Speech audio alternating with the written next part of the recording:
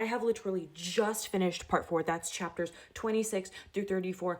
And I'm on a high. I'm now understanding what people say when they're talking about the Sander Avalanche.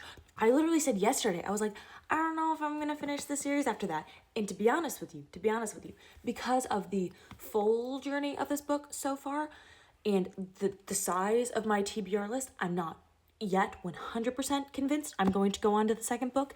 That being said, things just got very interesting, and I will not say this is a bad book because I absolutely don't think that.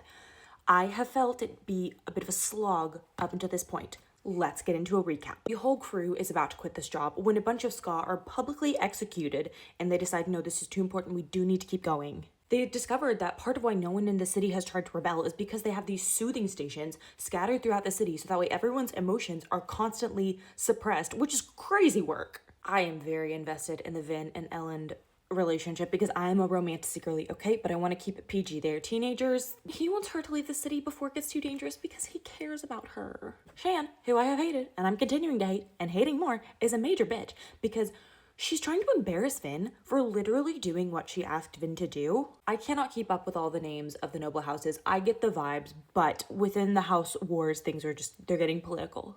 One of Ellen's friends has Vin as Valette followed, and now they're assuming she's a spy. Vin goes to a house ball, and everyone's like very cold towards her, and she realizes that it's the last ball for a while, so everyone's pairing off with their alliances, and she's become too neutral to make an alliance with anyone. Because Ellen thinks she's a spy, he breaks up with her. It's more than a situationship, but it's less than a relationship.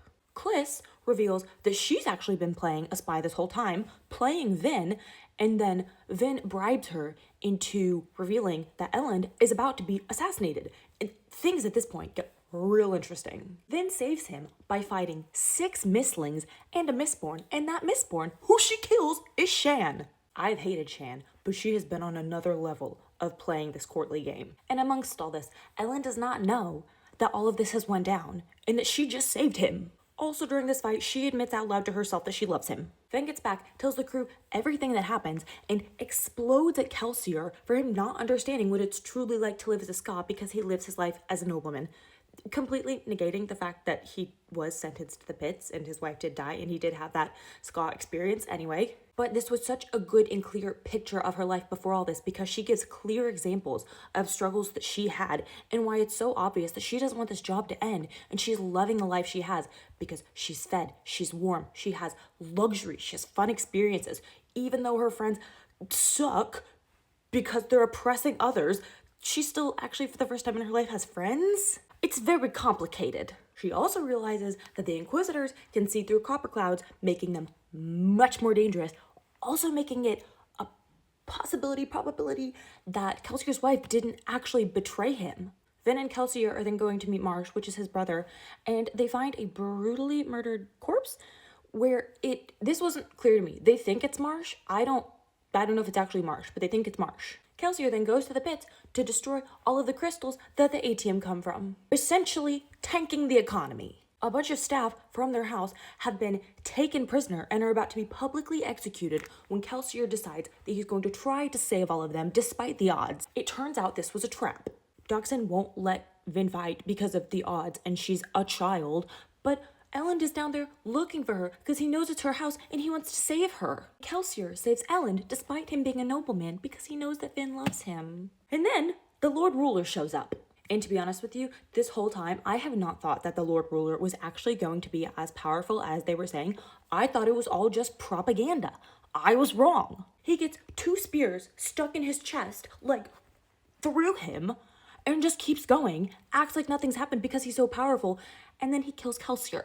I assumed that Kelsier wasn't going to make it through this series. It's a trilogy. I did not think he wasn't even going to make it through this entire book. Like, if he died in this book, which I didn't think he was going to, I thought like maybe that'd be the ending, not the end of part 4. There's still another part. This was all a lot for my brain to take in.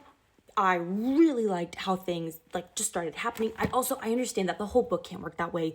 That's not a dynamic story. All that being said, it still has been a bit of a slog up until this point. This was very interesting. I really enjoyed this. final thoughts. I believe it's Dachshund who said to Vin at one point, become too fond of reading and you might just become a scholar. I'm hoping that's some kind of foreshadowing into what her future is going to look like when all of this is over. Like, let this person who was a who was struggling to survive, let her become a scholar with this love of reading, have a great life. That's what I want for her.